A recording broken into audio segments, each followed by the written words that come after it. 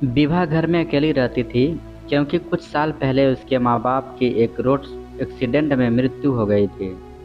लड़की होने के कारण उसके रिश्ते नातों ने भी उसका साथ नहीं दिया और जिन रिश्तेदारों ने उसे सहारा दिया उन्होंने भी मौका पाकर उसके जिस्म का शोषण ही किया। इसलिए वह अपने घर में अकेले रहने पर मजबूर थी। 18 साल की उम्र विभा की जवानी पर कुछ गुंडों की बुरी नज़र थी। वो अक्सर उस पर पख्तियाँ कसते और उसके साथ गंदी बातें करने की कोशिश करते। एक दिन रात में ये गुंडे उसके घर में घुस गए और उन्होंने उसके साथ गैंगरेप किया।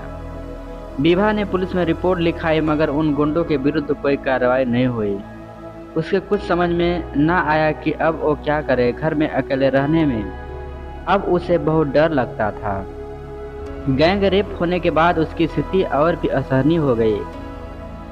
अब जब भी वह घर से बाहर निकलती सब घूर घूर कर उसे देखते और आपस में बातें करके कि ये वही लड़की है जिसके साथ कुछ लोगों ने रेप किया था।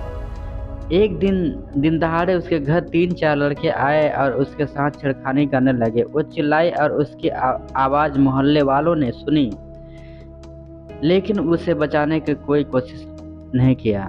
तब उन लड़कों ने विभा से कहा, देख लड़की, ये शरीफ का मोहल्ला है और तू 4-5 लोगों से मौज मस्ती ले चुकी है, इसलिए हम लोगों का भी दिल खुश कर दे, नहीं तो तुमको आवारा बताकर तेरा जीना मुश्किल कर देते हैं। और इस बात को भी दिमाग में अच्छी तरह से भर ले कि यहाँ जिस लड़की का एक बार रेप हो जाता है उसका कोई साथ नहीं देता।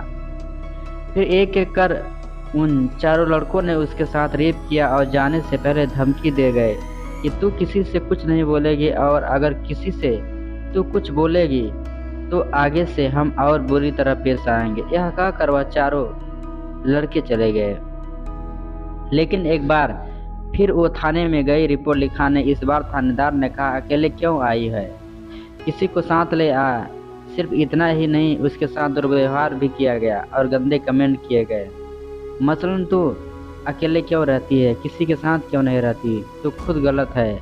और अपशब्द कहा। विभा क्या करती, वो वापस घर आ गई। उस दिन के बाद से अब अक्सर कोई न कोई उसके घर आता है, उसके जिस्म को निचोड़ता है और चला जाता है।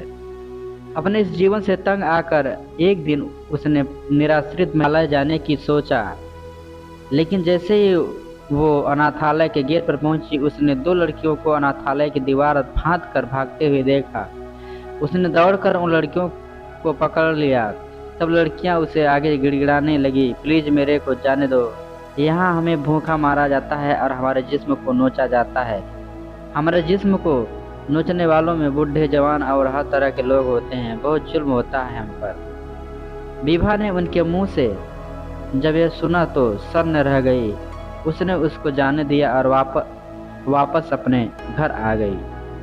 अब उसने अपनी ज़िंदगी को अपनी किस्मत के सहारे छोड़ दिया है, इस उम्मीद से कि शायद मेरे जिस्म को नोचने वाले इन भेड़ियों में कभी कोई भला आदमी मिल जाए जिससे मेरे दिल के अरमानों में भी खुशियों के तो फूल खिल जाए। दोस्तों, अगर ये कहानी पसंद आई हो तो वीडियो को लाइक, शेयर एवं चैनल को सब्सक्राइब जरूर करें।